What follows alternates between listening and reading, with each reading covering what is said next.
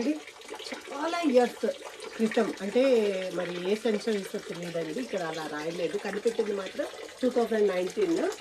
So ఇది రాక్లో నుంచి వచ్చే వాటర్, నేను తాగి చూశాను, చాలా టేస్ట్ ఉంది.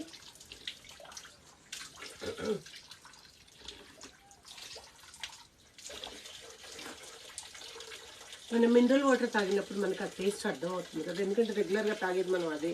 కానీ ఇది ఎన్నో మినరల్స్, అంటే ఈ రాక్స్లో నుంచి, ఆ చెట్ల మధ్యలో నుంచి ఆ వాటర్ రావటం వల్ల ప్యూర్ గుడ్ హెల్త్ కోసం తాగేవాళ్ళని బోర్డు పెట్టారండి.